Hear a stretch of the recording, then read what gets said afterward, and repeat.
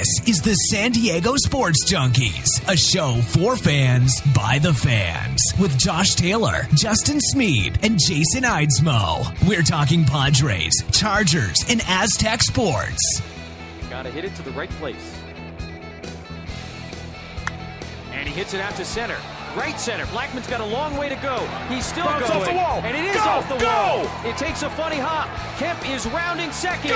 He's heading to third. Gotta go. And Matt Kemp into third base with a triple and the first cycle in the history of the San Diego Padres.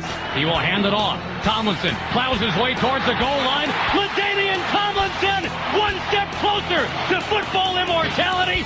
Tomlinson has tied the single-season record. And the handoff to Tomlinson. Left side, and he will gallop into the end zone. Charger fans are witnesses to history. Pope thought about it. Now steps up. And the freshman hits the jumper at the buzzer. Well, this kid is some prospect. Big time length, big time game. Pope straight away three. Count it. Malik Pope. Pope. Off glass and good. On the other end, Joel doesn't miss that one. Shepard alley-oop to Pope. He got up there. Oh, wow. It's time to let your voice be heard. All right, it's Wednesday at 7 o'clock. That means it's time for the San Diego Sports Junkies. I'm Jason Eidsmoe. Alongside me here, as usual, Justin Smead. Justin, how's your Christmas? It was good, but you can't say as usual, man. I missed like 2 shows the last week, so I was not there, but I was there with you in spirit. I'll tell you what, 'tis the season, my friend. You know, we struggle to maintain doing the show every single Wednesday and Sunday during the holidays, and we're gonna probably, you know, when the football season ends, we'll probably take a couple shows off as well. You know, with all that being said, you know, you had a good. You know, couple days off from work, I assume? Yeah, Christmas is good. The break was much needed, and I'm sure the same for you. Just seeing friends and family was awesome. Yeah, it was great. You know, we unfortunately for me, the way my work schedule is, you know, since Christmas fell on a Sunday, I get Saturdays and Sundays off, so it's just a normal weekend for me. I was back to work on Monday. Sure. Unfortunately, that's just the way it works. But you know, I could complain, but I'm not going to because I have a job, so I'm happy that I have a job. I had to roll with the vacation day on the Monday. Yeah. But I earned that vacation day, so yeah. Don't knock me. Yeah, you had to use it. You had to use something that was yours. You know. Yes, sir. You earned that vacation day. You know, unfortunately, you know, for those of you who didn't listen to the pregame show, I got a Christmas gift early. I'd been fighting a kidney stone for quite a while, and a couple days before Christmas, I finally passed that kidney stone.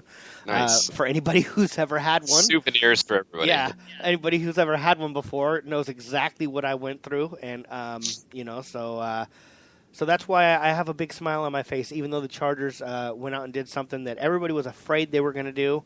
And that's lose to the Browns. Chargers lost to the Browns 20-17 on Saturday. I do have to thank the NFL for making this game early on Saturday instead of ruining our Christmas morning with the Chargers against the Browns. You know, the Christmas Eve, the game was nice and early. I usually hate early games. I loved this one. Got it out of the way. We could all go on with our Christmas stuff. Did you have a chance to still enjoy your Christmas Eve after the Chargers lost? I like I told you pregame, I watched some of it. I had stuff going on. I followed most of it on my phone and on radio, so I didn't get a chance to watch everything. I saw the first drive with Gates, and I said, well, this is going to be a nice day for the Chargers. We'll probably coast to a victory here, just run the ball and don't turn it over. And sure enough, they made it close, let the Browns hang, missed on opportunities, and same old song for the Chargers, and they lose the flipping ball game. So that's how Christmas Eve goes for us. You know, on the pregame show, David Drogemeyer from the San Diego Sports Domination podcast, who always comes on with us, and we do appreciate that, he had predicted that he thought that Gates would get his 2 touchdowns in this game. And with that first drive going straight down, wide open for that touchdown, I was like, oh, shit, maybe he was right. You know, that's great. You know, I had actually thought the Chargers, you know, as bummed out as I have been and as much as I've been predicting them to lose, I did think that they would actually beat the Browns.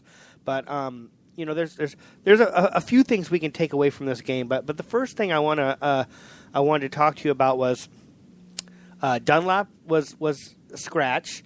Franklin went out, and Slauson went out. All three of those starting offensive linemen came out. We had backups in there, and I'm going to be completely honest with you, Justin. I couldn't tell the difference.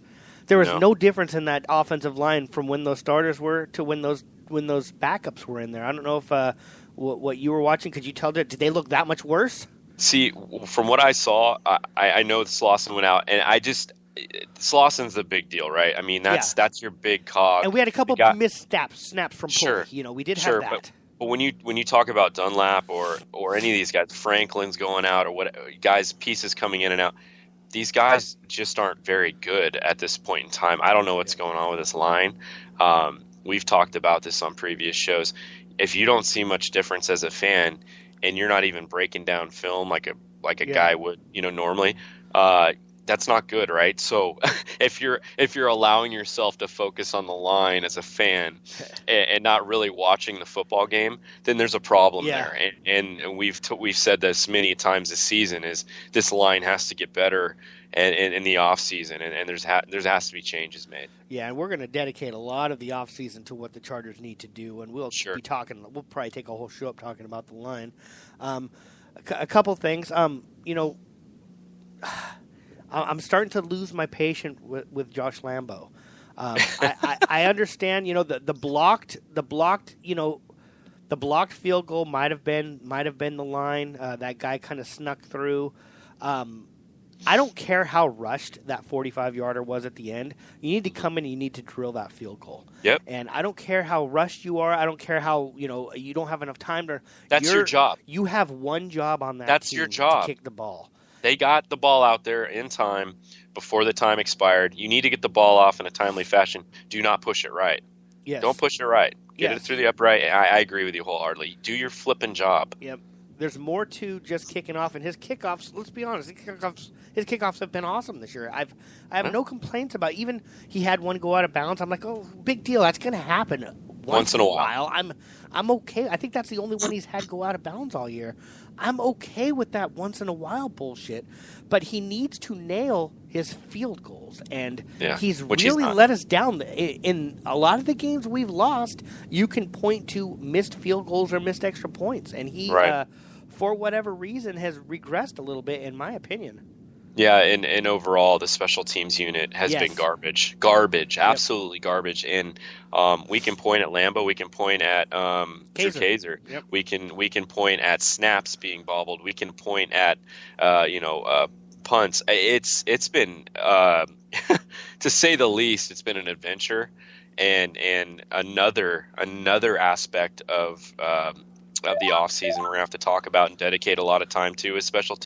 And it sucks. We just hit on two key points with the offensive line and special teams. It's garbage. Yeah, I agree with you on that. And the one thing about Drew Kaiser is he's actually looked decent his last couple weeks. He looks like but now it doesn't matter. When it mattered, he was kicking the ball out of bounds. He was muffing snaps. He was giving us 30-yard punts when we needed something good.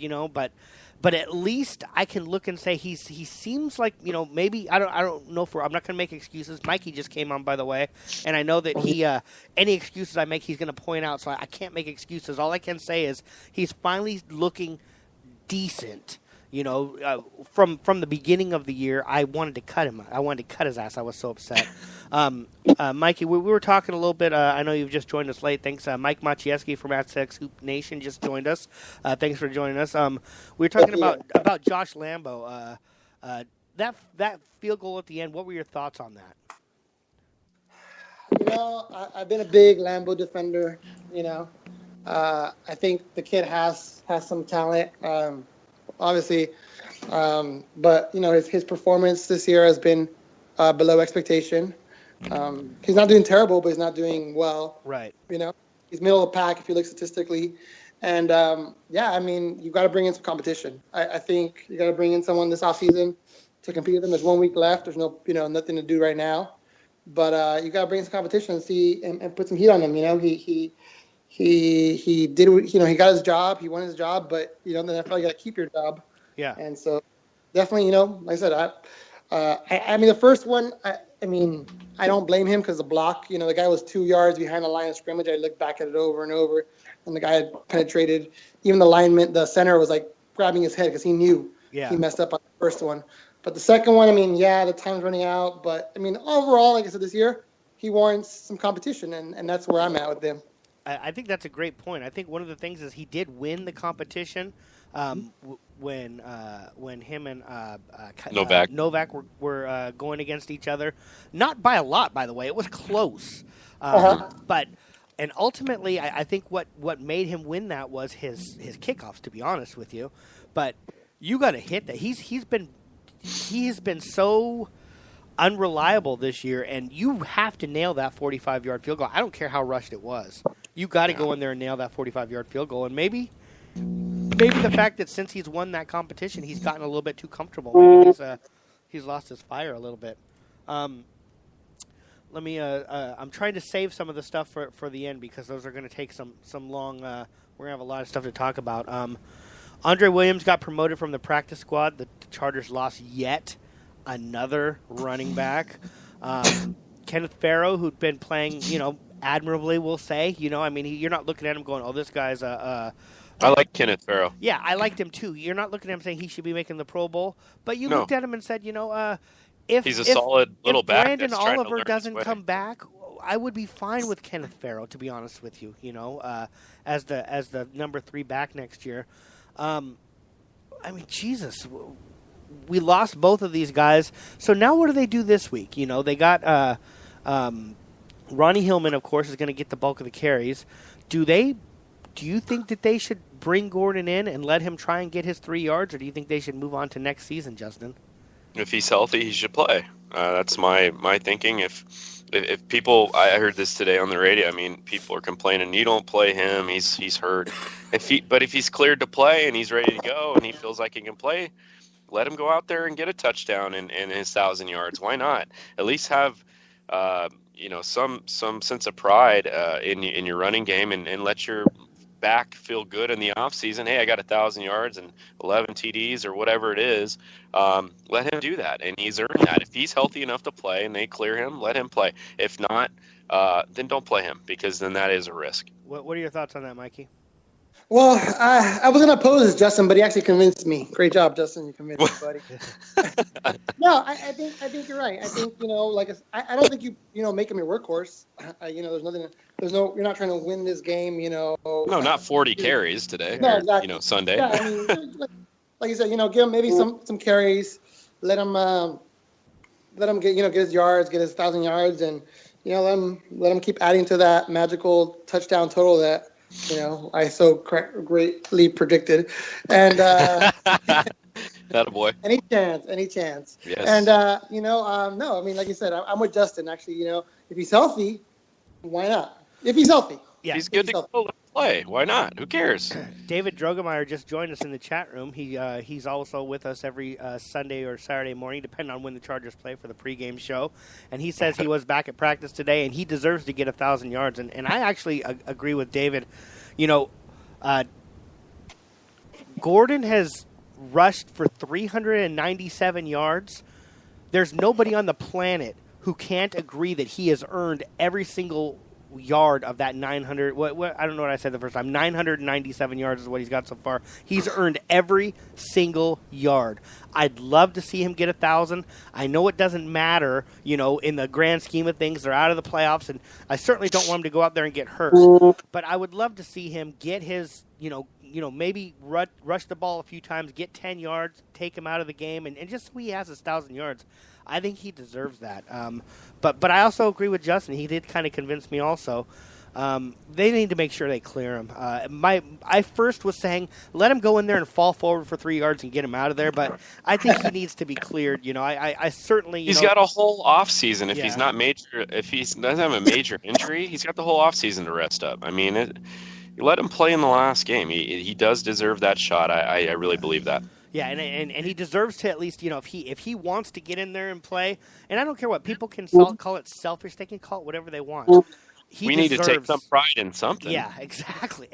God, this season's been a debacle. I mean, you need to take pride in the off season. He can feel good about himself with confidence. Remember, this kid lacked confidence last year, his rookie season, because they benched him. They benched him continuously, and he finally has a good year, and he gets a little dinged up, and he doesn't get that opportunity. I'm for him getting those 1,000 yards and another TD. He deserves that chance at least. Like Mikey said, you don't work him to death this final game, but you get him out there for 15 carries. Right. I agree completely. Antonio Gates, he's now 1 touchdown away. He had a pretty decent, a game. He had a few big catches. 1 touchdown away, and something that was posed to us by Hal on Twitter. Love that. The first thing, I know, Mikey's boyfriend Hal on Twitter, he says his first question was, should the Chargers go into this game with their number one concern being get Gates his 1 or 2 touchdowns for him to get the record? Should they be really trying to force the ball to him and trying to make that happen? What do you say, Justin? Yes, because if it doesn't work, we're going to get picked off, and we'll get a better draft pick. So this is going to be working out great for everybody. So except we're not worried about the draft right now. Well, I am. Everybody else is but you, Jason. Yeah. You got 1 precious game left. Yeah, that precious game. I love it. Fans at the I stands. got 1 precious game left. That's all. I went like 20 targets for Gates this week 17, dude. This is going to be fun. If they can bring joy to Charger fans and he can break that record, and Tony Gonzalez can sit there and watch and against his former team, I'm all for that. I want 15 targets towards Gates, dude. I wouldn't even put Hunter Henry out there. Just like Gates all day long. I'll tell you what, there's a second half of this question that Hal posed on Twitter also, but I want to go to Mikey first. Do the Chargers make it a priority to get Gates his touchdowns this game? And you too, David, in the chat room, David, if you want to chime in as well. After you give Melvin Gordon his 3 yards. Okay. We have milestones here, guys. So we need to take care of them all. Let Melvin Gordon fall forward for 3 yards, and then they start working on Gates. Yeah, you throw out the Gates all you want. I'm just torn. I'm torn based on today's announcement from Gates that he wants to come back next year. Yeah. So I say yes, get it over with, and let him get his 2 touchdowns so he can be the leader. I would love to see the not necessarily force the ball to him. I mean, if there's just absolutely no way of it happening, then it's not going to happen. Force the ball. But Justin says force the ball. I want tip balls. I want interceptions. I want to lose this game, and Gates gets some. I want a better draft pick, dude. I want to be in the top 12 somewhere in there. Well. Before I move on to the second part of the question, one thing that Mikey did bring up was Gates did say he wants to come back next season. Now, I know his contract's up, so we would have to re-sign him. I've said this before. I would absolutely love the Chargers to bring him back, but they cannot pay him number 1 tight end money. They need to bring him back as the number 2 tight end. He would be, he's still one of the best tight ends in the NFL. He's just not as good as Antonio Gates was 3 or 4 years ago. He's still really, really good. So I say bring him back at a salary that's worth a number 2 tight end. And the fact that we can have Hunter Henry and Antonio Gates on the field next year, I think would be great. Do you think they should bring him back, Justin? Yeah, I totally agree with that assessment too. I like what you said there. He doesn't need number 1 money. He's not going to get number 1 money. I'm being corrected. He's David in the chat room actually says he's in a 2-year deal right now. So if that's the case, then we got him. Then he's already contracted. He probably had then I'm saying don't cut him. Exactly. Yeah. So you got to think about this tight end group that you're getting back. I mean, Jeff Cumberland was supposed to be a big part of this group as a blocking tight end. He was a very physical tight end that we acquired in free agency. Blew out his Achilles like everybody else on this team. Yes. We caught the Achilles bug. But you had a Hunter Henry that was just a promising rookie with a veteran in Gates, and you had a veteran in Jeff Cumberland that was going to do some things for you. If you bring that trio back, I really strongly believe that could be a really good group that they can work with. And we can go over the injuries all we want. We know what kind of talent we have on the IR. Right. But if you can get and this is just far beyond, but get that high draft pick and add to everything else. It really helps out. I mean, it really does. And I really like that tight end group that would come back next year if he was opted to come back. Mikey, should the Chargers bring him back for one more year? No. I think it's time to move on. I'm not 100% sure, but I just feel like, I think you need to move on. I was really disappointed this season. I think if you bring him back, I think he might not cause discord, but like you just gotta somehow, just make this like clear that this is it. This is Hunter Henry now. Yeah. And I feel like Gates being there overshadows Henry. Okay. That's just my opinion, and that's it. Like I think I was disappointed in Hunter Henry's year this year. And I know you guys had big expectations, but I feel like You think Gates held him back a little bit? I think Rivers has a natural, connection with Gates, so he looks his way more times, and he feels a lot more comfortable. I think he started building that comfort with Hunter Henry. Yeah, that's interesting. David in the chat room, he says he'll be back. They think they should shift his responsibility from tight end 1 to tight end 2, which is awesome on paper. I totally agree with that on paper. But the more I'm thinking about it, and the more I hear Mikey talk, I'm wondering if that's possible. I wonder if Gates is willing to, and I'm not talking about ego. It's just, you always think that you can be the best. And I'm wondering if he's willing to take on that reduced role. But another thing, what Mikey said, I didn't even think about it, was the fact that Phillip is so used to throwing to him. I wonder if he would be able to get used to Gates in a reduced role. That's an interesting point there, Mikey. I hate saying it too, but God damn it, you do that sometimes.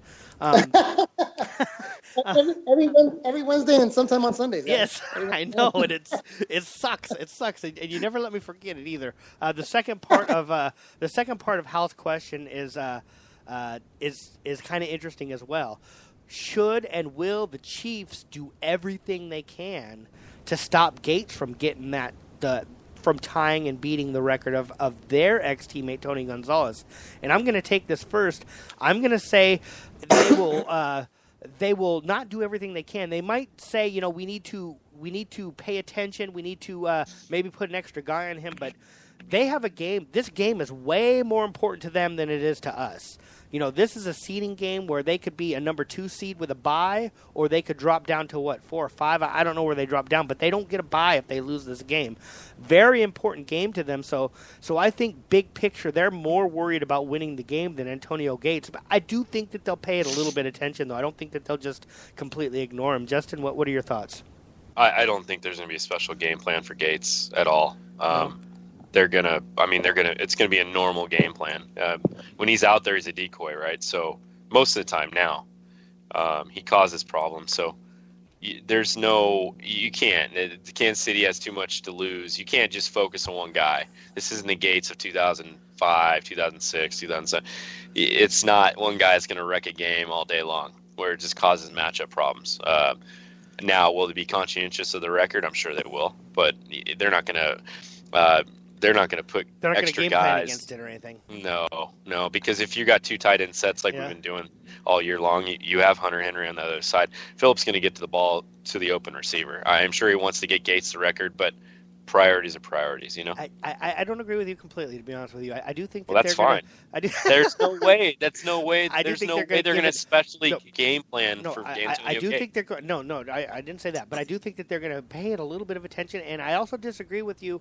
I know that we say Phillip's going to get it to whoever's open. I think that this means a lot to him as well. And since the game isn't as important, I think he might put a little bit of extra emphasis on getting Gates the ball in the end zone. Mikey, what are your thoughts?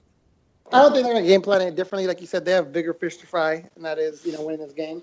They might, focus a bit because it is Tony Gonzalez, and he's an all-time Chief. No, I don't think there's going to be a specific game plan to stop him. I think, I believe the Chiefs are in the top 10 in holding tight ends to yards or catches or something like that. So they're already good against tight ends as it is.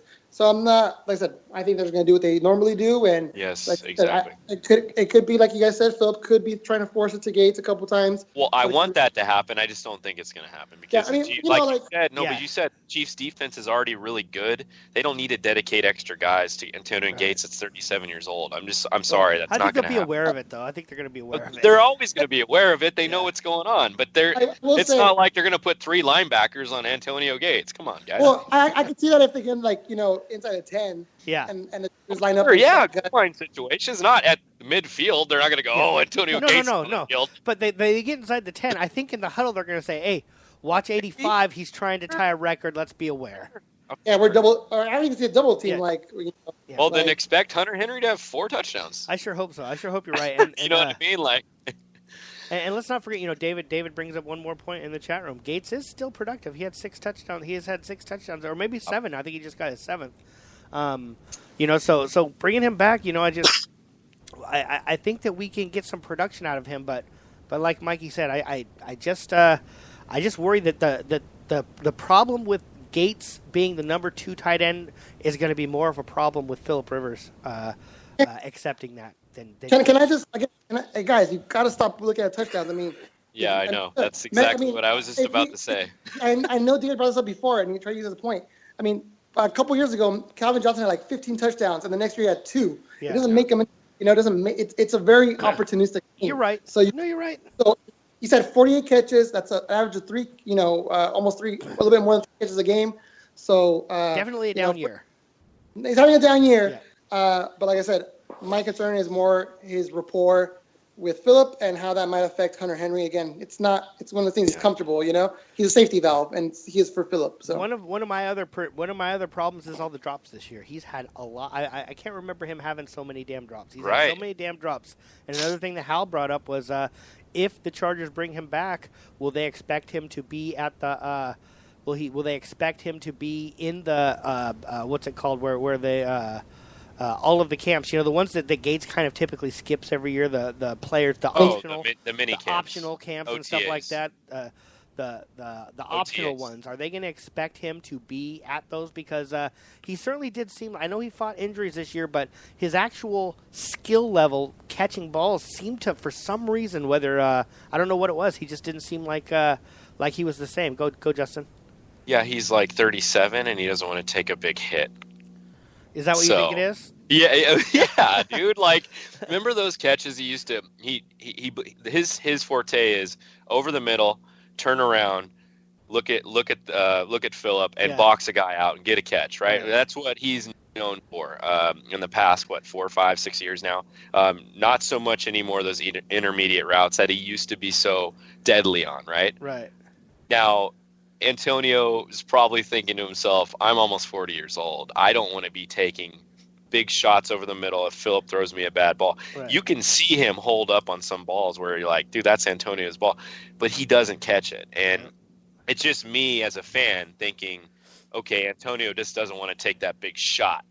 And I wouldn't blame him. He's older. He doesn't need to take those shots. He wants to preserve his body. I get it. I think that's what's going on. Well, I want to say this before Mikey has a chance to say it. Take the words out of his mouth. But he did run down the field and run a really, really nice deep pattern where he was open and Phillip threw the ball 5 yards short for an interception. Mikey, there's Phillip Rivers for you this year. Do the drops bother you this year? Do you think that that's something that comes with age, or do you think it's lack of concentration, or do you think it's lack of practice?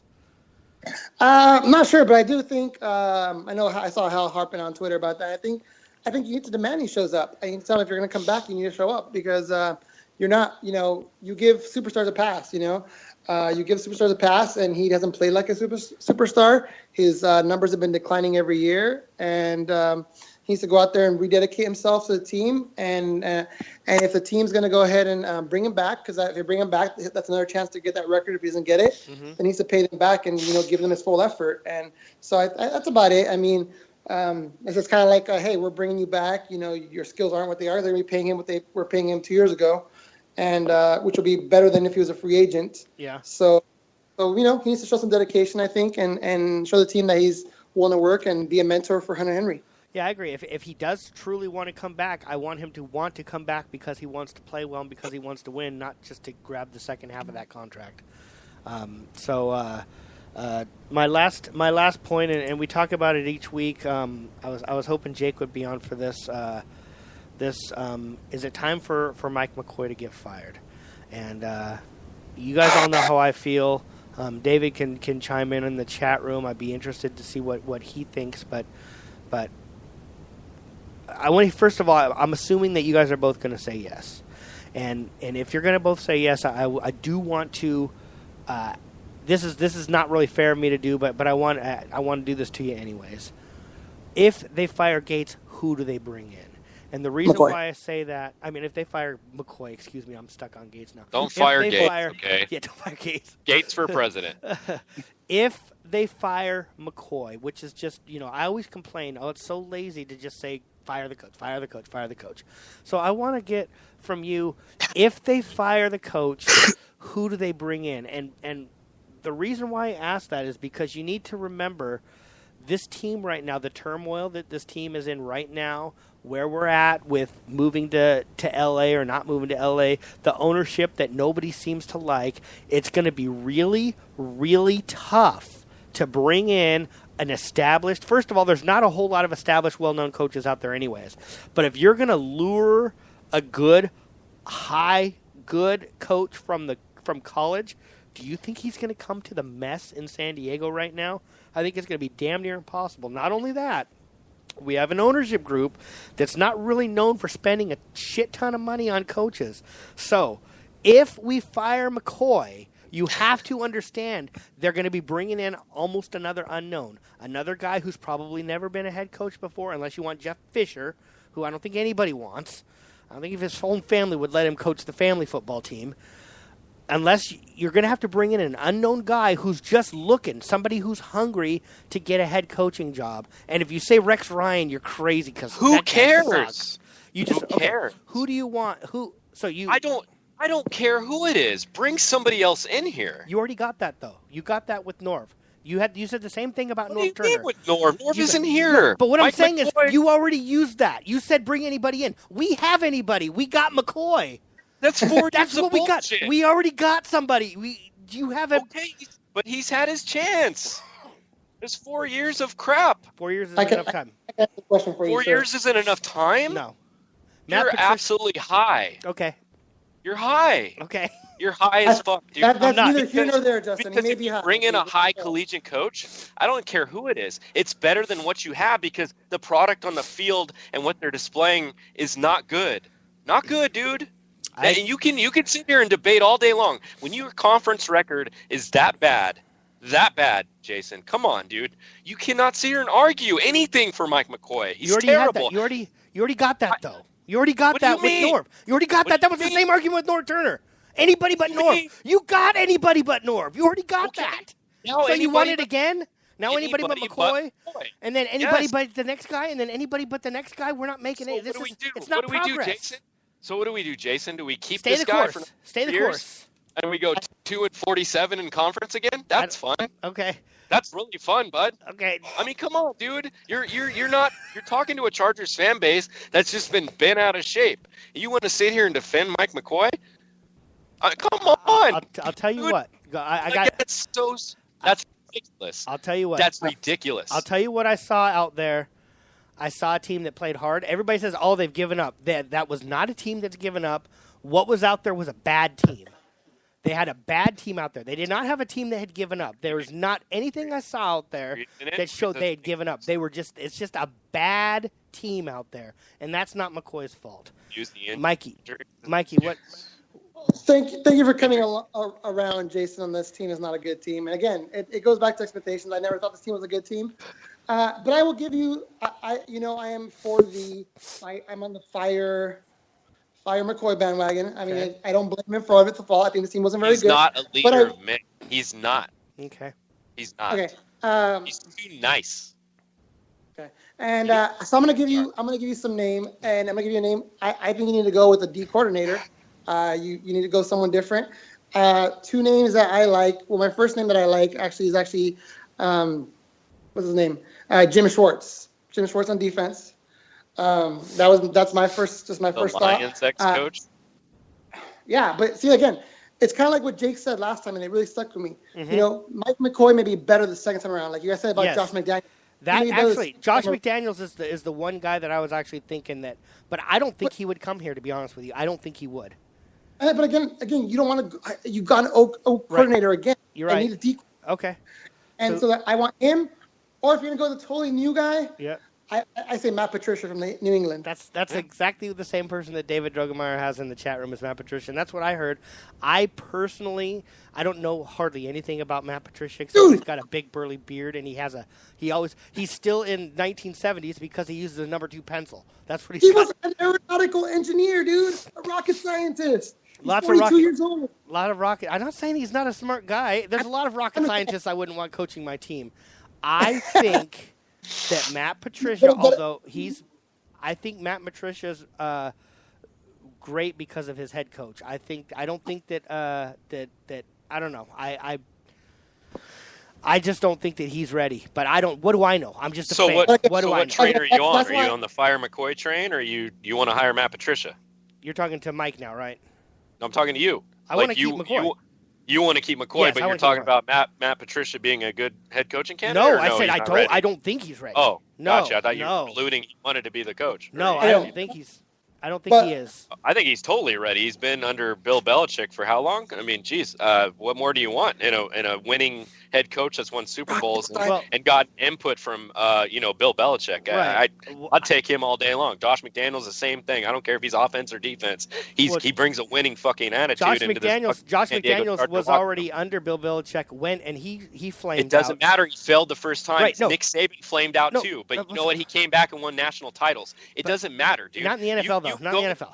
Yeah, whatever. You can come back and you can learn from those experiences. That's the point that Jake made, and that's the point that I'm agreeing with you here. We're screaming together and agreeing. Offensive coordinator with Tim Tebow, and then he went in with Peyton Manning, and that was all good, right? We're yelling at each other in agreement on the Josh McDaniels thing because Jake did make a good point. Make a good point about how sometimes they do need to come around a second time. So I would be more happy with him than with Matt Patricia. Gotcha. Go ahead, Mikey. Sorry. So then again, you give Jim Schwartz the same kind of credit. Give him a second chance. The same way again, maybe he's grown from it. He's 50 years old, not terribly old, and he's a D coordinator again. To me, I think you've got an O coordinator two times in a row. Yep. And I think that you have this really young, great player at Joey Bosa and a really good defense. And you guys know, man, defense wins championships. You know this. You've seen it. And you see what happened to the Panthers defense, and you see what happened to their team. Yep. No, you're right.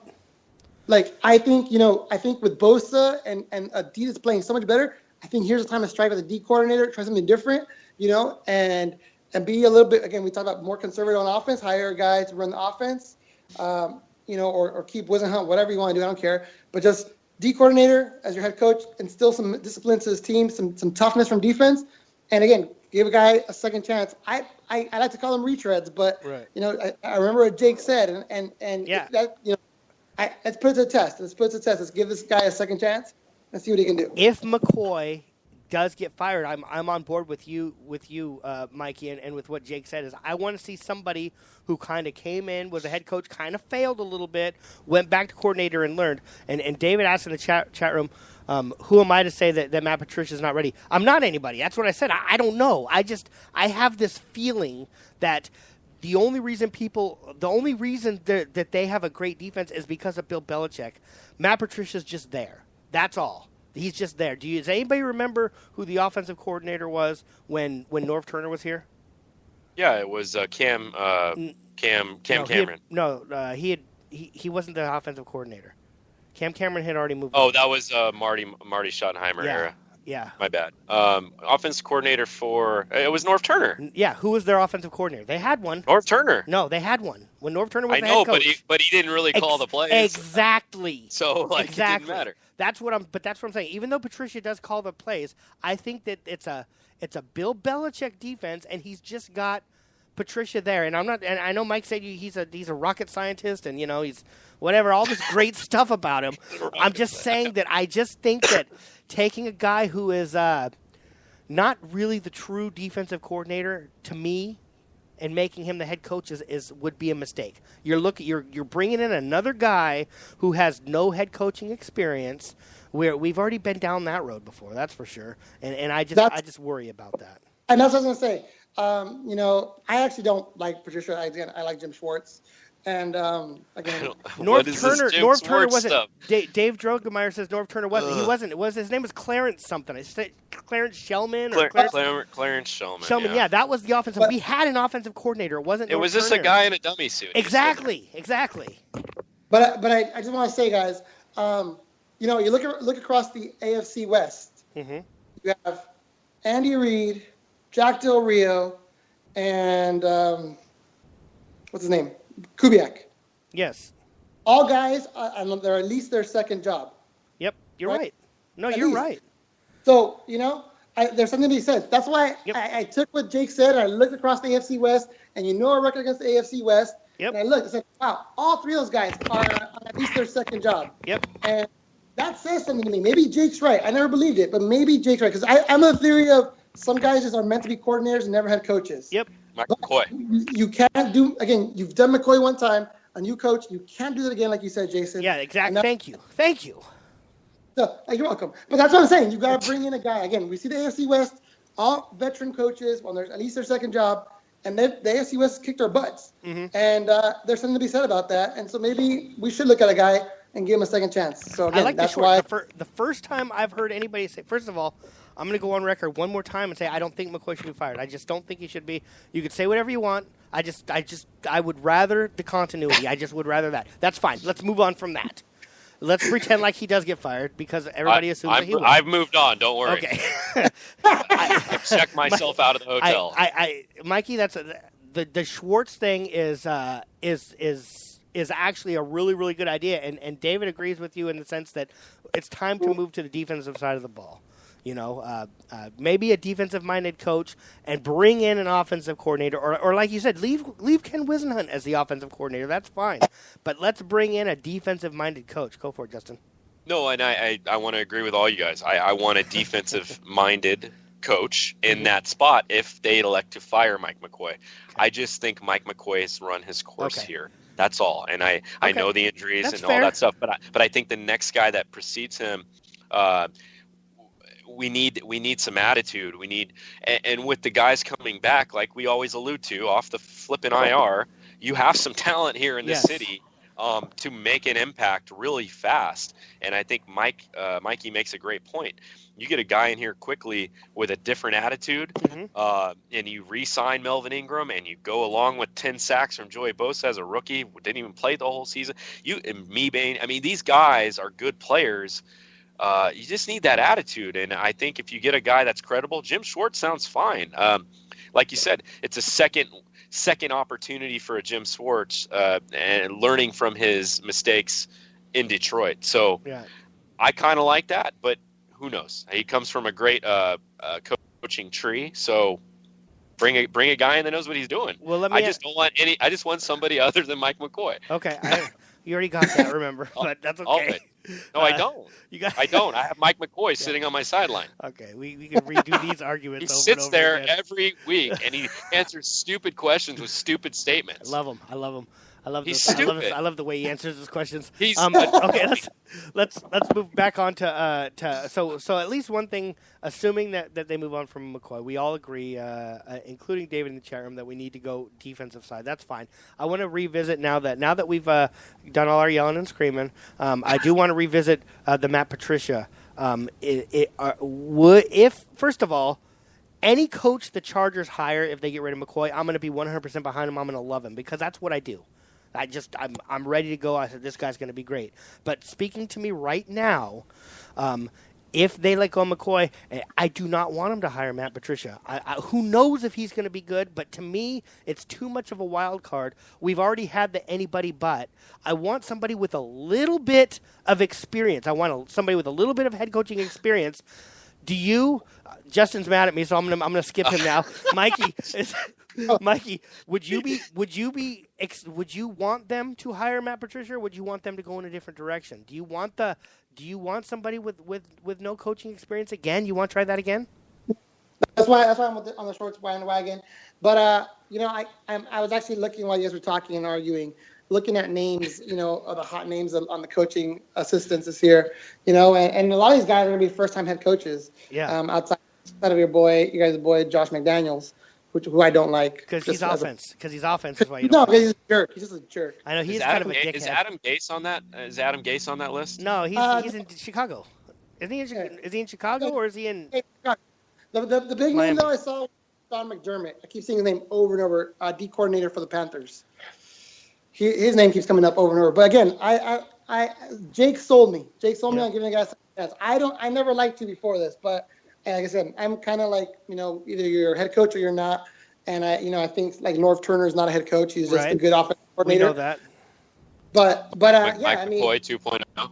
But again, the fact of seeing these guys like these coaches in the AFC West kicking our butts, every time, and they're all on their second job at least for 4 seasons. So you want? Lets me think. Let's do this. Like, let's give a guy a second chance. Maybe he has experience. A guy with some experience, though. Maybe somebody who can come back and has learned a little bit from their mistakes. Hey, and can I just raise a point? No. Okay. You can cut me off if you like. I would never do that. No, I know, and I just want to bring up something because I know this sounds stupid and just easy to say, but I know John Gruden's just a name. But if the Chargers really are planning on moving to LA and they did fire Mike McCoy, John Gruden has been rumored not to be happy anymore really doing the booth thing because it's getting boring for him. Now, I know this sounds stupid because you could say that every single year for every coaching spot ever. But if you're going to LA and you want to make a splash and you want to do all the things that they're going to do, that would be the perfect hire for the Chargers to go get and allure to, because you know what? That guy will coach him up. And there's no bones about it. He's a damn good coach, and he's proven that. So I know it sounds easy to say, and I'm not saying that's what's going to happen. No, but John Gruden would be a perfect fit for this Charger team because, one, he's defensive-minded. He brings attitude. And he knows how to work with quarterbacks, and I think he likes Philip Rivers. So, I mean, that would be a very good fit. And I know it's easy to say, but that's what I said. I agree with you at the point that, first of all, it would be the smartest thing for the Chargers to do if they were moving to L.A. because they need to create a buzz. They already are hated by everybody. They'd be hated by everybody in San Diego. They're already hated by everybody in L.A. They would need to do something to create a buzz. So I agree with you on that point. But follow up to that, I think the game's passed him by. I don't think that he has the fire to be a coach anymore. I think that when he left coaching, he realized that he is much happier in the booth. And unfortunately, if he comes back, it's going to be kind of like the way I approach hometown buffet. Anytime I go to hometown buffet, I eat there, I go, this is the shittiest, worst food I've ever had in my life. Why the fuck am I here? And then a few years go by, and I forget how bad it is. And you see the commercials, and it looks a little bit better. And it looks a little bit better. And then you go back again. You go, what the fuck am I doing here? This place is horrible, and the food sucks. And I have a feeling that the only reason that he would consider going back to coaching would be because he forgot how much work and how much better he has it now. Sure. So I understand what you're saying. I want to make this point too. I think he will be a head coach next year, regardless if it is the Chargers or not. Okay. Yeah. All right. I do. I really strongly believe I don't think he will. Go ahead, Okay. Mikey. Gruden, what's your thoughts on Gruden? Well, just really quick, just to clarify, he was an offensive coach. I believe he coached throughout the offensive positions. I think Justin mentioned maybe. You know why? Because when he was with Tampa Bay, they had a defensive team, so I think that's kind of what made you think that way. Yeah. Why I alluded to that. I just want to make sure I was like, it was nasty. Yeah, no, and I just want to clarify that. And then, I understand hanging out with that Sean McDonough guy would be boring as hell. Oh my God, that guy's terrible. Belongs on college broadcasts, not. But I think he's too much money. I don't think Spanos would pay the money for him. Right. I think he'd go to the Rams because I know what's his face would pay the money to get him there. And if they go to LA, then Spanos is spending his money doing other things, and I don't think he's gonna splurge on a coach. But I could be wrong. I kind of do see that, Jason. I think you may be right. The game may have passed him by. I mean, this has become an offensive league since he left. I think he left in 2008, I believe it was, if I'm not wrong. And in those 8 years, this has become a very, very, pass-happy league for the most part. So he just forgot how to coach? No, not that. He didn't forget. But he does adjust. I don't know. He motivates those guys on those quarterback. But that's things. different. It's pretty fun. And I'm not but saying you he's see gonna the fire coach. and the spunk there, though. Like it like means something to him. You know the I don't thing know about if that's just what he's doing, or and I'm not saying he coaches like he calls a game, because they're two totally different things. But have you ever heard him say anything besides he loves something when he's watching a game? I don't know. That's just during his broadcast. I know, and it's not fair. Love everything on the practice it's field. Not fair. I've seen film of him getting mad. Yeah, but that was a long time ago, so I don't know. But passed what him I by, like I don't think when I say passed him by, I don't mean he doesn't understand it. I don't mean any of that stuff. Sure. But the attitude and the mentality of a coach, he might not be that same coach that you remember. Do you think? Now, let me just ask you this: do you think there's accountability in the Chargers locker room? Do you think Mike McCoy really pulls players aside and gives them a little piece of his mind when they have a problem? I think he brushes it off. I think he can't handle the confrontation of it. I just really believe that because of his demeanor and the way he talks to even the media. I want a coach that pulls a guy to the side, and it's just little things like this. It doesn't mean you need to be rah-rah or yell at people. Like, hey, dude, did you know what you did on that play? I know you're a professional, but I'm not trying to slight you right now. And in a respectful way, I don't feel Mike McCoy has that respect in that locker room. I really don't, and I really feel that way. I know Mike feels the same way because I heard him chiming in there. But one thing that he does do that kind of gets criticized a little bit, and maybe because he doesn't do it with everybody, but he'll pull people from games. We've seen that. We've seen him pull Fluker from games this year. He's pulled Fluker, a healthy Fluker, from games. He pulled Gordon out of games when he was fumbling. So it's not that he never does that. Now, you'll hear Hal saying, but he's not pulling Rivers for throwing interceptions, and I'm sure, Mike will be parroting that right behind him, Sure. Why are you taking my thunder? So that's, but even Mike will admit quarterback versus running back's a tiny bit different. But I'm with Justin. I'm sure he doesn't get in Rivers' face. I'm sure he doesn't. Yeah. He should, though. He should say something to Phillip. Yeah. Hey, what are you doing on that play? Schottenheimer was like the only coach that did. I think. Yes, Phillip. Dude, Marty gave it to Phillip. Yeah, and I think Phillip respected him for it. He did. Different type of coach. You're right, and the different people coach different ways. And I'll tell you what, those are the type of coaches that fans love because they see something.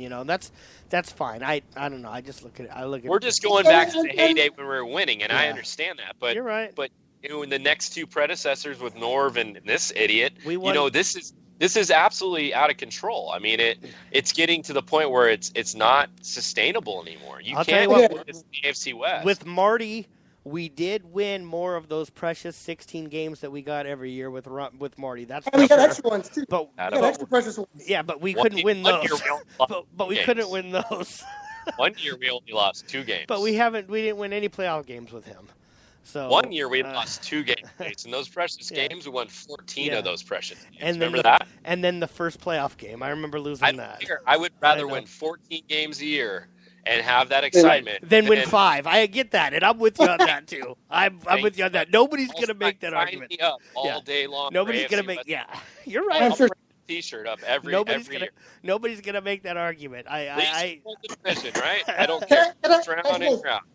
And I've coached different sports and stuff, and I coach the way I get motivated. Like I yell, I'm a yeller.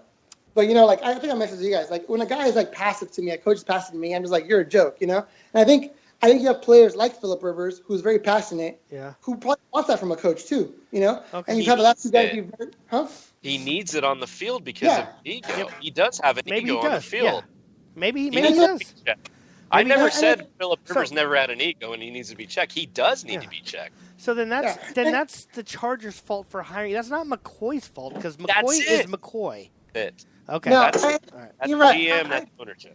Yeah, but it's one of those things like you can't change it. Like, if McCoy was over there yelling and screaming at people, everybody would be laughing, going, "What are you doing? This is an act." Because it's not him. Yeah. Because it's not him.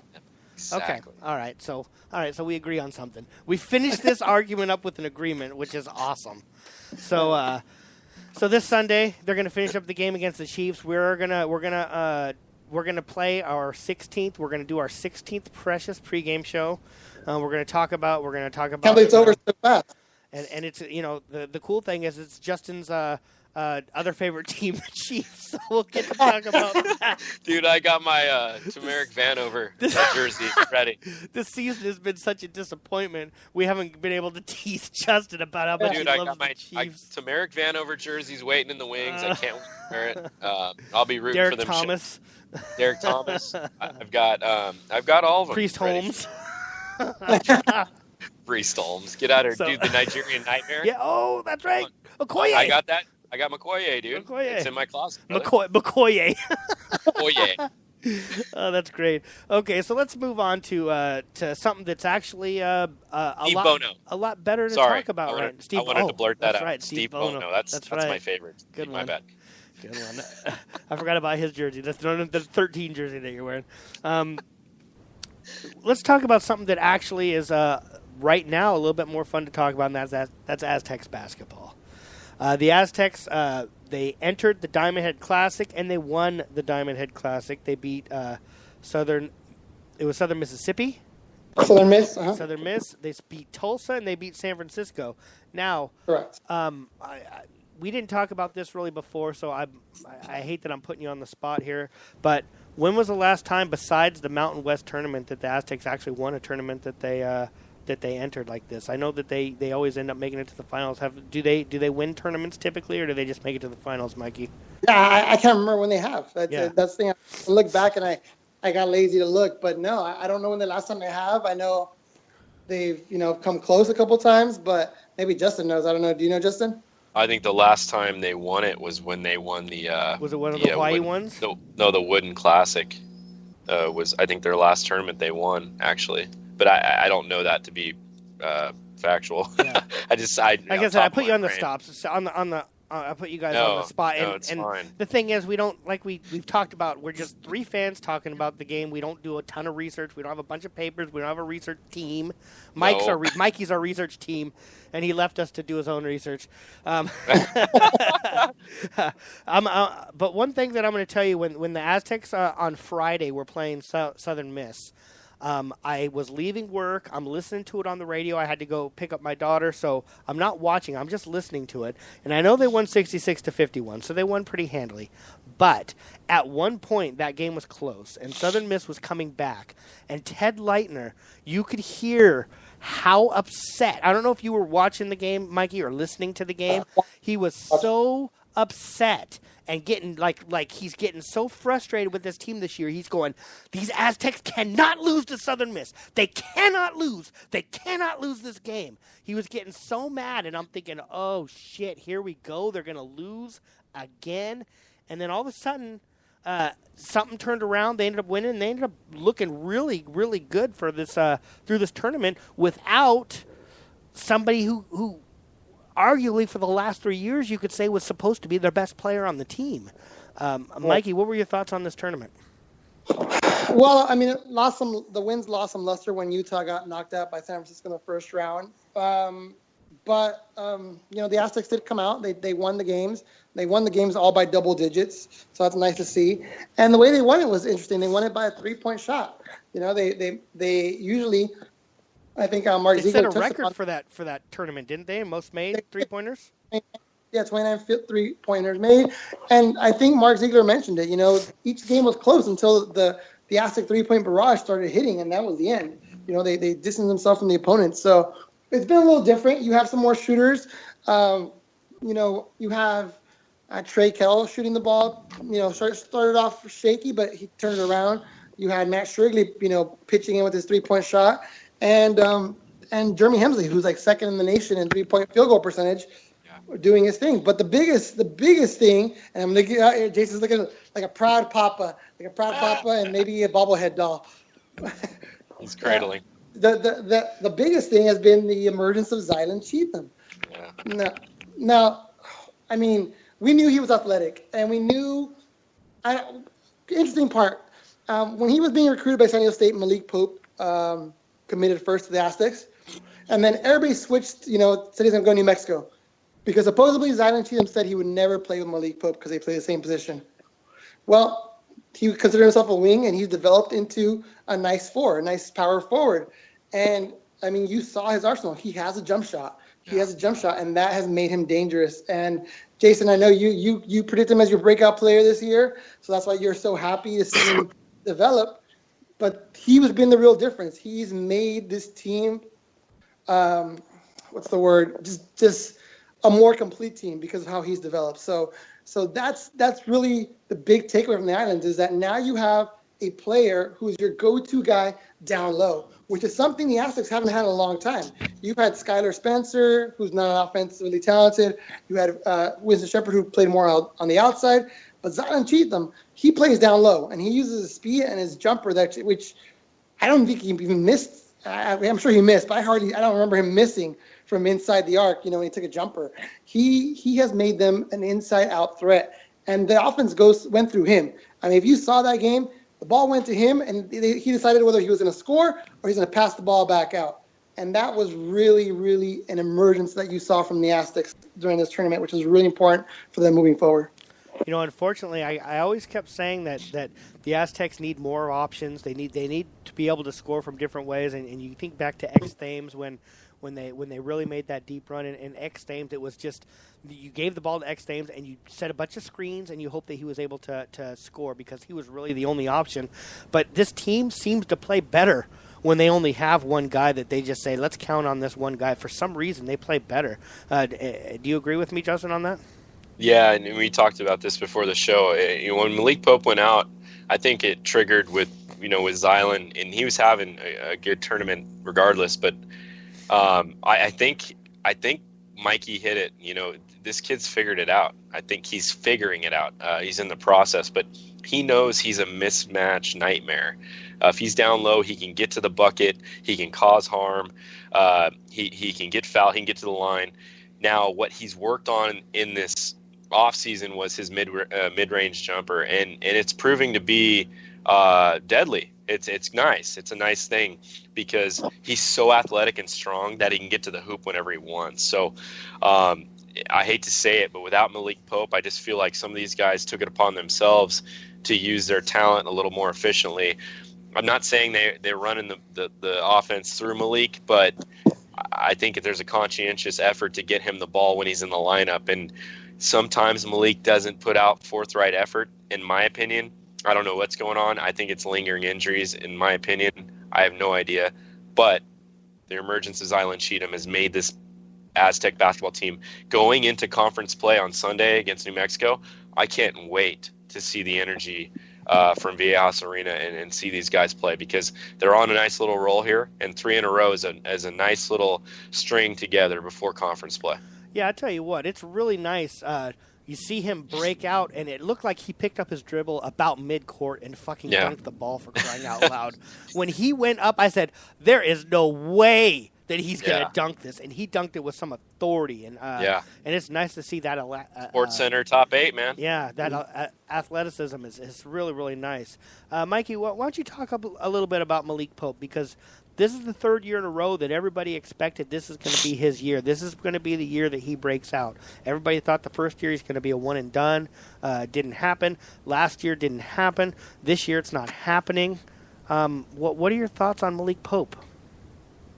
Well, I mean, the injury must be really serious. I mean, from what I'm hearing, they can't figure out what it is. Chronic? Huh? Chronic knee injury, probably? Yeah. Is it chronic, you think? I don't know. I mean, he's had so many surgeries on his legs that who knows? When there's an imbalance or something might be causing issues. I think that's really limited him this year. I think it's really hurt him. I think that's why you're not seeing him play as well. I mean, you guys know I love Malik Pope. I love his skill set. Yeah. I think it's great. But at first I was starting to kind of think, he's not there. But the fact that he re-injured himself, and it seems like, the fact that he missed the last 2 games tells me that there's something going on, and that's really concerning for me in his regard, because I still think he's a good player. And I think you started seeing it in that first game against Southern Miss. I mean, he was hitting the ball, and again, you saw him against Cal. He looked great. But there's something going on. He's not right yet. So I'm I don't want to say he's not living up to his expectation, because I do think he really is injured, and that's really what's hindering his play. Do you think that there's a legitimate chance that he doesn't even have a shot at the NBA anymore? I mean, he hasn't really shown anything. It's just all he's shown is potential. But at some point, is the NBA still going to take a chance on this guy eventually, or at some point is he going to have to show something? I mean, he might have to go through the D-League to get there. Yeah. I mean, he might. And the one thing, like I said, when I saw him play against Cal, I mean, he was the best player on the floor when he was on there. He was better than what's his name? What's his name? Justin. I know you're talking about the lottery pick from Cal. Yeah. I can't think of his name right now. Yeah, he was better. He was better than him, and he took him to the hole. He shot over him. He just played better. Ivan Rabb was his name. Rabb, yeah. Yeah, he and Malik Pope was a better player, and it's one of those things that the potential's there, and like I said, maybe his path might go through a D-League because of this. That's why you think it's like chronic too, right? Like a chronic knee injury, like it comes and goes as it pleases. Yeah. When he tweaks it, maybe, and it's just bad, and it just feels terrible for the next few days. That's what makes me believe. And you hear little rumors and stuff, but it's not. You have knee injuries already, and what he did, even in high school, it makes you wonder, And Jason brought up a good point. Does he even have the path? I think, and I agree with Mikey. He'll be here, I think, his senior year, which is great for San Diego State, but I think the D-League might be the best option unless he gets those legs under control and things situated. Yeah, and unfortunately that's the case. And like I said, I remember how excited we were, and we had all that one and done talk, and exactly. He even went and kind of worked out for some NBA teams in the off season, and the word from that is he learned a lot. He didn't look completely like he didn't belong there, but he looked like he wasn't quite ready. Right. How much? I know that you talked about physically, Mikey. You worry about the injuries and stuff. How much do you think is mental with him? How much do you think that he maybe lacks a little bit of confidence right now? I mean, that's to be expected, especially with how things have been going. It's been frustrating. I find it really interesting because Max Hotzel, is pretty much on a 3-time surgically repaired knee, and it's essentially Fisher said that thing could go, and he's out for the season, and he might be out for his career. So that kind of thing is lingering on the team, and maybe they're taking extreme caution with him. But yeah, I mean, he's let's be honest. The Aztec players, if you've ever met them, they're nice guys. They're nice guys. Jamal Franklin was not a nice guy. He was nice and polite, but when he's on the court, he was not a nice guy. Right. And right now it looks like Zylan hopefully is becoming that player because Trey Kell always been a nice kid on and off the court, and Jeremy Hensley, sweetheart. When we had I don't know, I think when we started the website, I interviewed him, and he was a great kid. But you need to have. You're talking about having a dog on the court, and I think that's what Zylan's turning it into. And so that mentalness, that mental fragility that maybe Malik Pope has as well, could be something that hurts his confidence now. I think rehabbing from injuries, and you have to have that mentality that you're going to get back, and you're going to work hard, and you're going to do it, and you can't feel sorry for yourself. And I'm not saying I don't Malik. Perfect example though, Matt Strigley. I mean, if you want to compare a guy having an injury and just being a dog on the court. Yeah. Matt Strigley's come back from a lot, and he's been successful so far this season, knock on wood. But I compare him a lot to that. I mean, Matt Strigley is a vet. He's been on the Aztecs for 8 seasons so far. I mean, look at that hairline. He looks like a coach. Oh man, he's 47. Yeah, no, it's no, but you know what I mean. Like going through what he's been through, and I think Mikey brought up a good point. Having guys that are. When I've seen Matt Strigley dagger teams with threes, and he'll give that mean mug face, and he'll go. There's no conscience with him. Screw you guys, we're the Aztecs, and there needs to be that attitude. There used to be with that Jamal. There used to be that silent assassin with Kawhi. He wouldn't show much, but he would dagger you, and you could tell his emotion would. You're right. It was unprecedented. You need guys on the court like that, and I think he brings up a good point with Malik. I don't know if Malik has that dog, that dog in him. And I think Fisher is such a nice coach. He doesn't preach to be dogs. No, you have to be that way. He's not going to coach you that way. You're going to have to, and he doesn't care if you are, but he wants you to be respectful too. Yeah. So, but you need those on the court. That's a good point. That's a good point that you guys both made, and Zylan brings a little bit of that, and maybe we need to get a little bit more of that out of some other players. Now, the conference schedule's coming up. They had let's be honest, they had a disappointing, even though they ended their non-conference schedule with a nice Diamond Head Classic victory, they really had a poor opening to the season. Weren't they at 500 at one time or real close to 500? Yeah, which is just somewhere we did not think they were going to be. So let's be realistic here, and for them to make the tournament that we all want them to make, what do they have to do with this conference schedule, Justin? They have to, similar to last year. They have to do better last year. I think. Well, no, if you're talking about just the conference schedule, I mean, they have to have a good record coming out of play, get into the tournament. Well, they're going to get into the conference tournament, but go into that tournament, either on top or near the top, and then go win the damn tournament, because there's not enough. Winning that tournament's an automatic bid, right? Yeah, but they don't have a resume right now. No, that's what I'm asking. Let's just say they don't win the tournament. This league is far too weak. This is a one-bid league, and we have to accept that. I don't know if Mikey agrees with that, but I believe that, and I believe they have to go out and win that conference tournament to be in the tournament this year.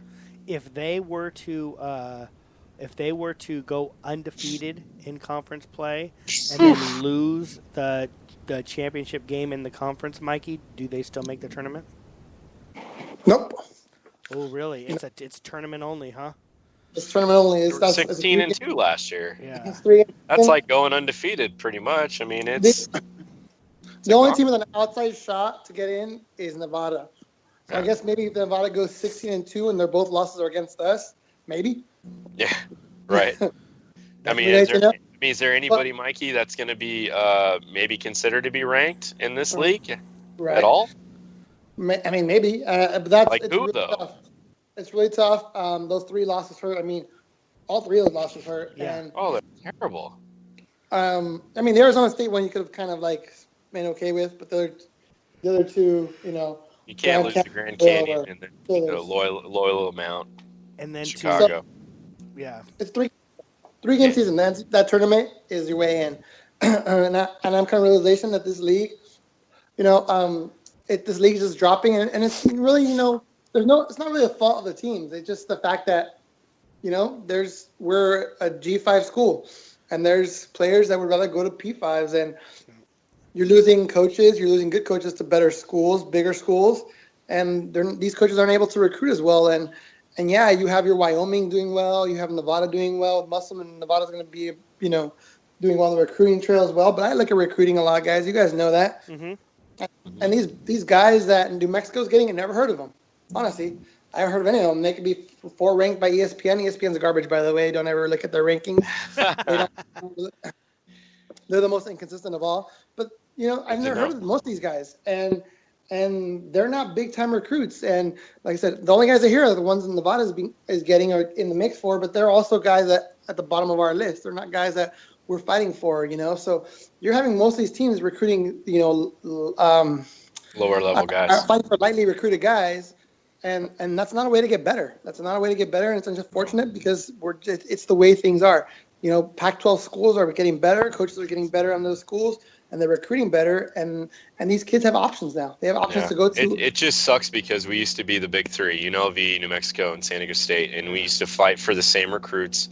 And with all the turnover and change, it's been bad. And that's what's led to this whole conference being garbage. And I hate to say that about San Diego State, and I don't think we're a garbage program at all. I still think there's a lot of tradition and pride there. But we've definitely taken a step back because you lose these games that we used to win all the time. And that's really unfortunate. Now, I keep throwing this out there, and it's not, they're the best team, but to go undefeated in your conference is just unrealistic. It's unrealistic, but yes. But I'm going to keep throwing that, and I'm going to keep throwing that out there anyways.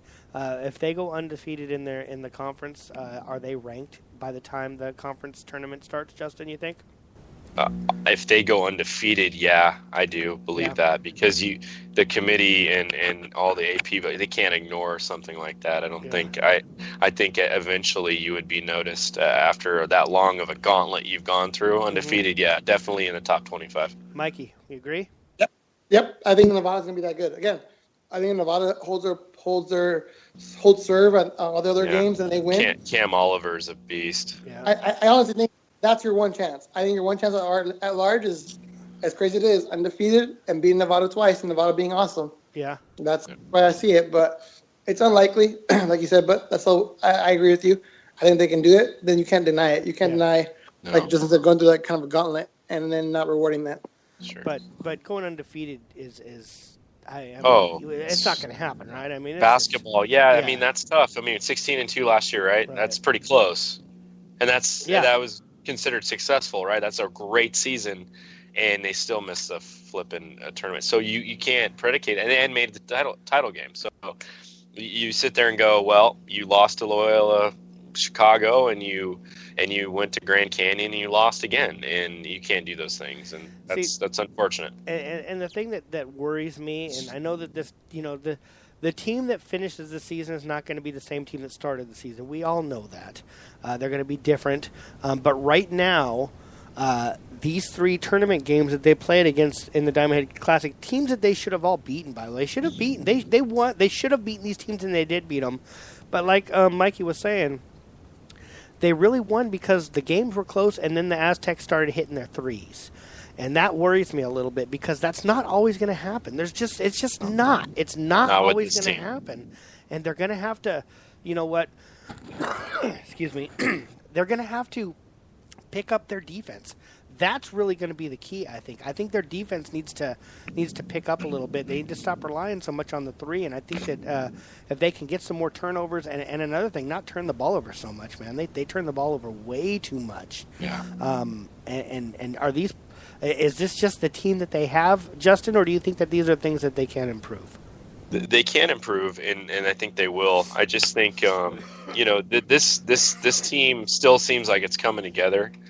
I don't know why it's taken this long, but I think all the pieces that we didn't have at the beginning of the year, not practicing together, and then finally getting on the court together, finally gelling together. I think it's been it was funny because I'm watching some of these games during that tournament, and not to make a long story out of it, but he was fine with putting in 5 new starters, taking the starters out, and they let easy buckets go on for about 2 minutes. And Fisher pulled them all. He said, dude, get the F out of here. What are you guys doing? And he reamed their ass, and I forget which team it was against, but I think it was against Tulsa. And I'm sitting there going, good on him, because put that starting 5 in and make a point to the reserves. You just can't come in here and lollygag and let them rebound the ball over you and do those simple things. I think certain players on this team are still finding their way. A guy that I think is going to be really good in conference play and going forward is Monty Gil-Caesar.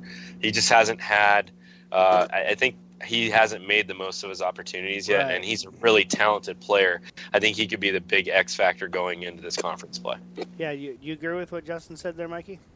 Yeah, and I'm gonna touch on the defense. Like, I remember that moment when that happened. Yeah. And I'm gonna say there's just some guys that are nose defenders, and one guy that I know Justin loved. I don't know if he still loves him, but Max Holtzman, man. The next time I see that guy put his hands up when he's defending, will be the first time. Seriously. Because I'm watching this guy just get 3 shot over his head, and I'm sitting there like, bro. And then when he gets the ball, he shoots it right away. You have some guys that can play defense. You have Darrell Williams, Jeremy Hemsley, Dakari Allen. Dakari Allen, yeah. Zylan Cheatham, even Trey Kell. But some of these new guys, man, they're just not buying into this defense yet, and that's concerning. But I mean, we saw some improvement, I think, against the title game. Yeah, in San Francisco. I think San Francisco was like 5th in the nation in assist to turnover ratio.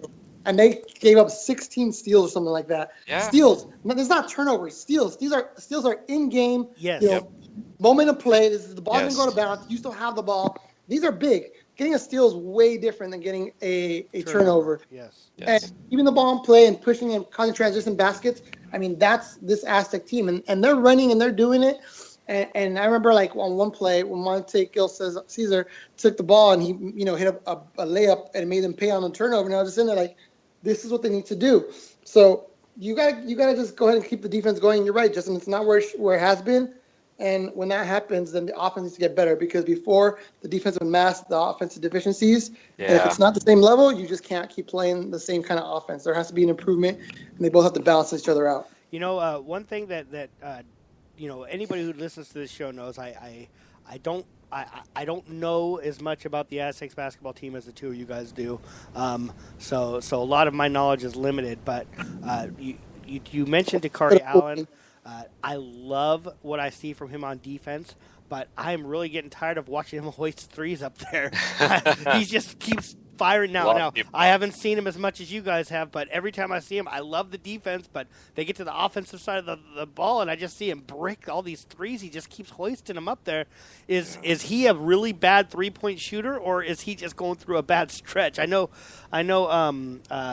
Just forgot his name. Who's the old white guy that I said had been on this team? Striggs. Strigley last year came back from knee injury and he couldn't hit a three to save his life. I know he can shoot the three. He was just having trouble maybe because he came back too or whatever. I know that guy can hit some threes. Dakari Allen, I just see him hoisting threes. He's a chucker, man.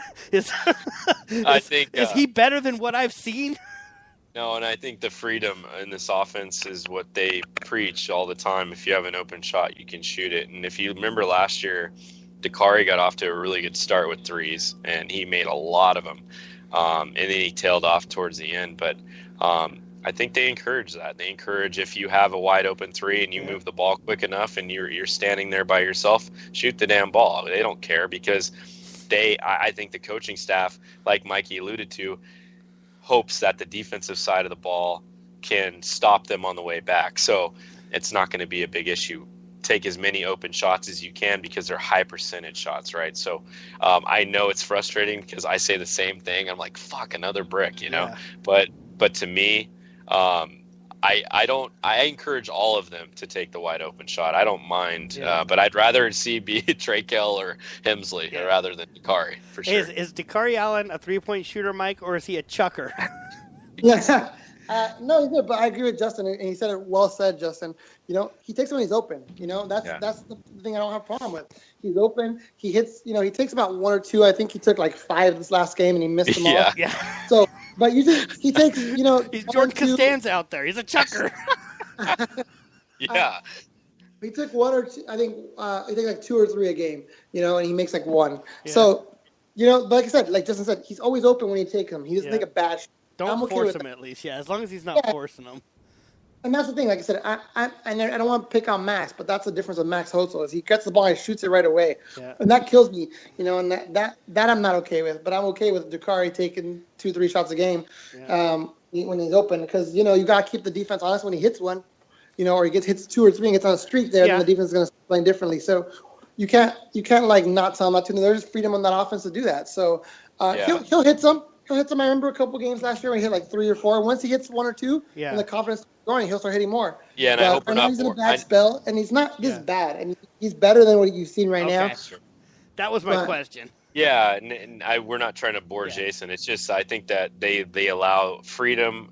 What's their saying, Mikey? It's freedom within limits. No, it's weird saying to have, but Fisher says it all. Anyway, but they allow them to just be free, but make smart decisions inside too. So, and I agree with you both. If he's open, he should be taking them. I just wish he'd hit some more of them. And I like what you say. If he starts hitting, he hits 2 or 3 of them in a row. He gets on a roll. But one thing that we do know, if he misses 5 in a row, it doesn't stop him from taking that 6th. If he's open, and I think going forward too, guys, and I wanted to ask Mikey this too, not to make the show any longer, but the 3-point shooting has been nice to see recently. I mean, if you factor in Max Holzel's ability to get off shots quickly. He has got that quick release, and then Matt Triggs, along with Kell and Hemsley, you're really going into conference play. This team can be very dangerous. I know there's now with Zylan kind of being a factor down low. We can all agree, I think, that this could be. I'm not saying it's nice that Malik Pope's out, but if they can play more without Malik Pope and find themselves going into this conference play and what they did in that tournament, I like what they're doing. Not to say that Malik's not missed, but I really enjoy watching them without him because I feel like they try to get him the ball all the time, like they used to do with Jamal. So I just feel like with the 3-point capability of this team, we're never out of any games because we could be on one night and we could be very off one night. So this team has a lot of weapons. Mikey. Oh yeah, sorry. I know. I agree with you. And actually, one thing I thought about, as I was watching the tournament this season, I was looking at the emergence of Zion Cheatham, and it reminded me of like 2 years ago when we went to Maui and Trey Kell emerged. Yeah.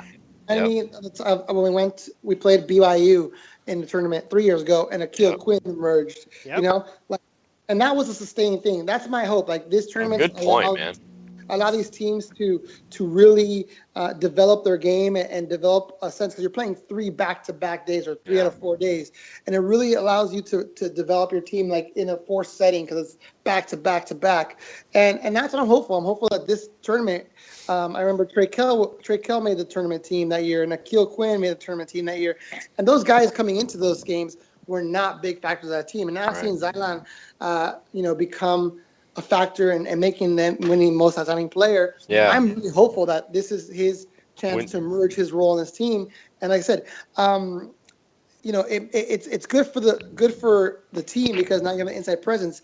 But guys, this is also really good for recruiting because we've had this stigma of we can't develop a big guy, and most big guys don't want to play like a traditional Shaquille O'Neal big guy and just back you down. Right, they want to show you they can shoot. They want to show you they can dribble the ball. Yeah. And Zion Cheatham can do those things. And so seeing Zion develop, and if he can make it to the NBA, that would be huge for recruiting, and that it would help people see like, wow, San Diego State can develop me into a good player, into an NBAer. And I saw him with Zion, who wasn't, a down low kind of guy, but he did a little bit of everything, and I want to do that too. Yeah, and they do need that. They need a little bit of that because, of course, we got Kawhi in the NBA, and you can make an argument he's one of the best players in the NBA right now. You really can. But since him, all they've really developed is fringe guys.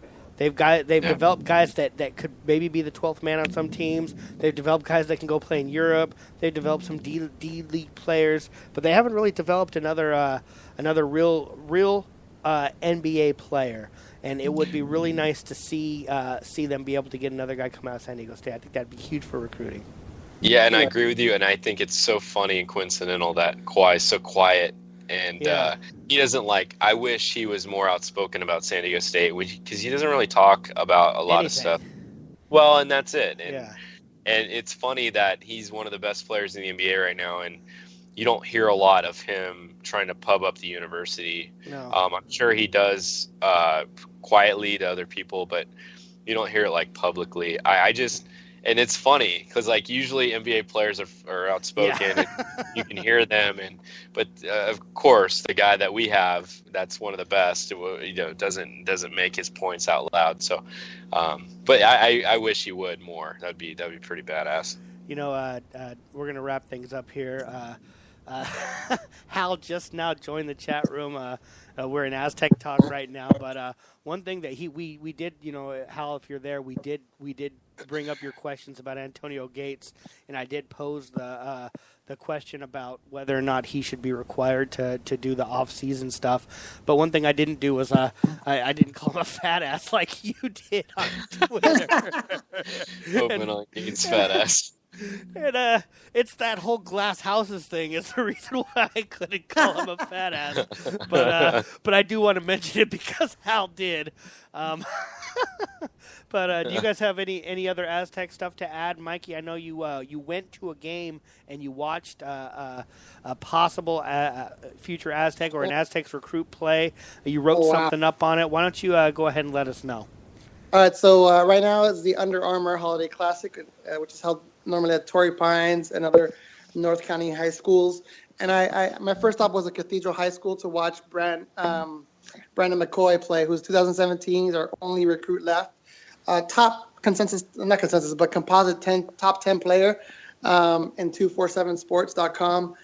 And he finished the night with a quiet 28 points, 19 rebounds, 5 blocks. 19 rebounds and 5 blocks. Yeah, quiet. And so I read a little scouting report on him, just to give you guys a little synopsis of it. Dominant presence. I mean, he's like 7 foot. You got reports he's from 6'10" to 7 foot, but he is dominant. I mean, he's a post game. He on offense. He plays by the basket. He actually was surprisingly brought out 3 times for 3-point shots and made all 3 of them. He has some soft touch around the rim. His shots don't bounce wildly off the rim when he misses. He has a high motor. He's always going for the offensive board. I mean, there was a lot of his offensive boards. His boards were offensive. Defensively, he's a presence shot blocker. What's it called? He was disrupting shots, and his team lost. But man, I mean, he would be a huge get. I mean, almost guaranteed a day 1 starter at the Aztecs at the 5. What's our likelihood of landing him, Mikey? Questions. That's the real question. I have 2 questions. That'll be the first one. I got him at 10%, guys. Right now, we're supposedly Oregon's leader. I have some info that we might be in this final 3, but Oregon and Michigan State are the ones supposedly in the lead for him. We'll see as more develops. And but again, he lives here in San Diego, Cathedral. He lives here with his mom. He's very close to her, so that's really playing in our favor. And Coach Fisher was there yesterday. He showed up a little bit late. Not a little bit late, like maybe 2 minutes into his game, but I'm sure Brandon saw him. And yeah, I mean, he was there watching him, so he put the press on him. And he has 1 official visit left. He's already visited the other 4 schools. There's talk that he might do an official San Diego State. He may not. UCLA and USC are trying to get him to go visit up there, which he might do just because, a free trip. But right now, again, Oregon or Michigan State are the 2 teams to beat. But you never know. You never know. This, he lives here. He likes it here. He's normally originally from Detroit, Michigan. Oh no, Chicago, Illinois. Excuse me. He's from Chicago, Illinois, and yeah. He said he loves his mom a lot, right? Yeah. He does. Love her a lot. Hopefully he loves her a lot. How tall is this guy? He's huge. Between 6'10" and 7 foot. I was told yesterday 7 foot. 250? Huh? What is he, 240? 240, 230, I think. Oh my God. He's a big massive. Let me ask you this. I've never seen him play. I don't know who he is. But let me ask you this. Is he that dominant because he's a man amongst boys right now? Or because the only thing that concerns me is when you see, I grew up playing baseball, and I grew up, you have that one kid who develops a lot earlier than everybody else, and he's absolutely dominant. He's going out there and he's pitching all the games and he's striking everybody else out. But later on in life, everybody else kind of catches up to him, and he's not really that dominant. He was just a lot bigger than everybody else. So I'm asking you, you actually saw this guy play. You saw his athleticism. Is he, of course, competition will be better in college, but is he great because he's just a lot bigger and more developed than these people, or is he really good athletically and somebody who really has a shot at being something great in college and then maybe even the pros? The latter, definitely. Yeah. He's again, he has good skill level. He was a really good decision maker. Like, he was double teamed almost every time. They denied him the ball as much as possible. He knew the instincts of the game. Like, he knew when to post a guy up. He knew when to shoot over him. He had a good motor on the offensive end. Did he know when to pass the ball to his teammates and get his teammates involved? what teammates? I'm just kidding. Yeah. No, yeah. Did you hear that stat line earlier? Yeah. Yeah. He took 90 shots. Made a few. He shot 58%, which was really good. Good. Thanks. And early on they were trapping him pretty good, so he would pass back out, and he does have some things to develop. He's a big man. He's not very fast. He can beat off the dribble. He's very tall, so he's not very good at the ball down low. Yeah. The ball's being fed up high all the time. If he goes down low, he has trouble with that. But I mean, he's going to be probably a McDonald's All-American, Jason. So, top 10 player in the nation. It sure would be nice for him to come to San Diego State. Yeah, and he does this for California Supreme on the AAU circuit. Plays with DeAndre Ayton and Jordan Shako, who's going to San Diego State. So, that's helpful. DeAndre Ayton already committed, right? Yeah, to Arizona. Yeah, that's fantastic. Yeah. Where can people? I know you wrote up an article on that. You gave everybody kind of your synopsis, but where can people find that article, Mikey? Oh, AztecHoopsNation.com. Actually, I'll be writing right now an article on the second game I went to see. Tayshaun Cherry from St. Augustine. He's a 6'8" wing, being heavily recruited. That jerk of Sean Miller was there as well for both from Arizona. Tayshaun actually had a not a great game like McCoy. McCoy was just dominant. Tayshaun had missed a lot of shots. He's not the same kind of guy. He doesn't overwhelm you with his strength. He's a shooter. And I've seen him play better than I did yesterday. Or not better, but I saw a lot more shots go in. And he still had a good game, but he's super athletic. Think of a skinnier, less physically mature Zion Cheatham. Wow. And a better shooter coming out of high school. Oh, good. I was going to say that's what we need. Yeah, he's not a great shooter, don't get me wrong, but at that position he's a better shooter than Xylon, and he's very athletic like Xylon. Well, that's good. We look forward to that article coming out. Make sure you tweet it. You can follow him at Mikey_AHN. He gives you all sorts of Aztec recruiting information for those Aztecs fans out there. I know it's Aztec basketball heavy, but you do. I do hear you coming on the show talking about Aztecs football as well. I've seen you write stuff about Aztecs football recruiting as well. I know it's basketball heavy, but any Aztecs fans out there need to check that out. I think that's going to wrap it up for us, boys. Once again, Chargers lost 20-17 against the worst team in the league. So what does that make us now? The worst team in the league. One thing I tweeted out after the game was over was you heard the Cleveland fans watch that game and go, "Hey guys, it could be worse." Yeah, it could be worse. We could be Charger fans. Oh boy. I do want to invite everybody out there Sunday morning, 9 to 10, our precious last game of the season. We'll be doing the pregame show. Come out there, listen to us. We'll talk about what we think is going to happen, and we'll make our predictions at the end of the show, which is the most fun part of the show. Maybe we'll try and make some more wackier predictions since it is the last game of the season. Hal is checking out in the chat room. Thanks for joining us, Hal. I look forward to hearing you tweet about what you thought of our Antonio Gates talk. Justin, I look forward. You missed a good fight between Jason and Justin today. Yeah. Hal, you're gonna love it. Yeah, we got into a pretty decent little scrum there. I don't think it was that good. Nah, it was all right. Mike McCoy banter. I look forward to talking to you guys on Sunday once again. Thanks a lot, and I guess that we're going to be out. That's going to be it for us. Anything else, Justin? No, you look really handsome this evening. Oh well, thank you. I'm less one kidney stone, so I feel fantastic. That boy, I'm excited for you. All right, we'll see you guys. We'll talk to you guys again on Sunday. Later, brother. Yes, bye.